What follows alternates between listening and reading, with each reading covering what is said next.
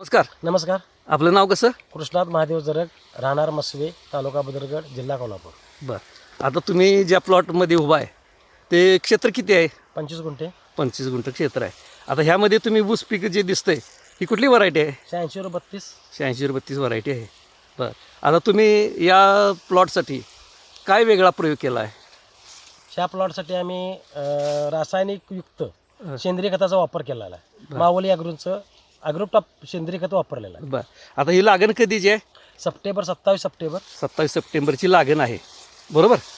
आता तुम्ही याला डोसचं व्यवस्थापन कसं केलं आहे?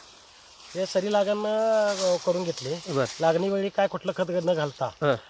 एक 3-4 आठवड्याने लागण उगून आल्यानंतर 10-26-26ची 2 बॅगा आणि ॲग्रोटॉपच्या 6 बॅगा असा सरी डोस दिलेला आहे. बरं. पहिला डोस दिला आणि त्यानंतर भरणी. बरं. बरं. आता हे जे ऊस पीक दिसतंय, आता ही लागण आहे 27 सप्टेंबरची. आता आज तारीख आहे 20 एप्रिल. तर 6.5 महिने अंदाजे या ऊसाला 6-6.5 महिने झालेले आहेत. तर किती कांड्या ऊस आहेत आता साधारणपणे मापून दाखवत आहे? दाखवते. 1 2 3 4 5 6 7 8 9 10 11 12 कांड्या आहे. इकडे पण जास्त आहे. ठीक आहे. 11-12 कांड्या. आता हे वेगळं सेंद्रिय खत वापरून तुम्हाला काय पिकात काय फरक जाणवतोय?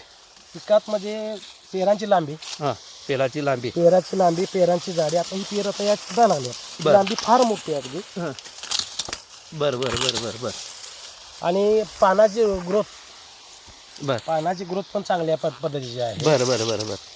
ठीक आहे. म्हणजे एकंदरीत तुम्हाला पेराची लांबी, जाडी, पानाच्या रुंदी समाधानकारक पीक दिसते. बरं. आता आंतरपीक काय घेतलं होतं? त्यामध्ये आंतरपीक आम्ही सोयाबीन घेतलं होतं. ते किती उत्पादन मिळालं तुम्हाला? सोयाबीन अतिवृष्टीमुळे आमच्याकडं अतिवृष्टी जास्त असते. बरं. त्यामुळे आम्हाला 3 क्विंटल सोयाबीन मिळालं. बरं. त्याचा दर भाव मिळाला मला 7,700. बरं. आणि त्यानंतर मी कोथिंबीर घेतली, ती 9,000ची झाली. बरं. त्यानंतर मी बाळ भरणी मारली, हं.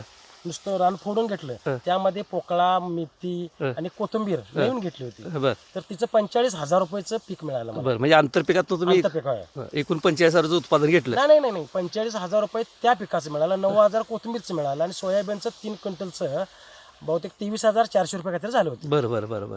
म्हणजे एकूण आता मग तुम्ही आंतरपिकामध्ये साधारणपणे 60-65,000 रुपये उत्पादन मिळवलेलं आहे. मिळालेलं. बरं. आणि आता जे ऊस दिसतोय, आता हे 6, 6.25, 6.5 महिन्यामध्ये 12-13 कांड्या ऊस आहे, बरोबर? आता इथं तुम्हाला अपेक्षित उत्पादन किती आहे? अपेक्षित उत्पादन आम्ही 2 टनाच्या वरती जाऊ शकेल अशी माझी खात्री आहे. बरं. आणि फुटव्याची संख्या पण बऱ्यापैकी आहे. बरं. एका 2 डोळ्याच्या कांडीला तुम्हाला मला वाटतं 2 4 6 8 10 12 14 16 18 28 ऊस आहेत 2 डोळ्याच्या कांडीला 1 फुटाचं अंतर असून. बरं. म्हणजे ऊसाची संख्या पण चांगली आहे, चांगले आहे. पेराची लांबी आहे, जाडी आहे.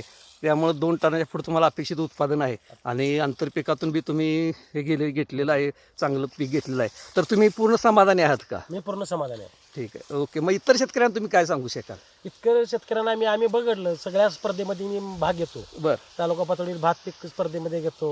तालुका पातळीवर मी पहिला बसलो, जिल्हा पातळीवर पण पहिला बसलो, राज्य पातळीवर 2 वेळा तिसरा नंबर बसलेला आहे. बरं. भात पीक स्पर्धेमध्ये. तर शेताचा पोत सुधारण्यासाठी, सेंद्रिय कर्ब वाढवण्यासाठी ज्या सेंद्रिय खताचा उपयोग जे केला जातोय हे सगळ्या शेतकऱ्यांना समजलं पाहिजे. आणि ह्या शेतकऱ्यांनी जर समजावून आपल्याला जीवाणू कसं वाढतील, सेंद्रिय खतावर अवलंबून असणारं ही जीवाणू असतात, असू दे बॅक्टेरिया असू दे, रायझोबियम असू दे, PSB असू दे, ह्या खताचा ह्या जीवाणूचा उपयोग काय करता येतं, आपल्या जमिनीमध्ये असणारं खत अपसेट करण्याचं काम जे जीवाणू करतात ह्याचा परिपूर्ण उपयोग करून घेणारा शेतकरी तयार झाला पाहिजे आपल्या भागामध्ये.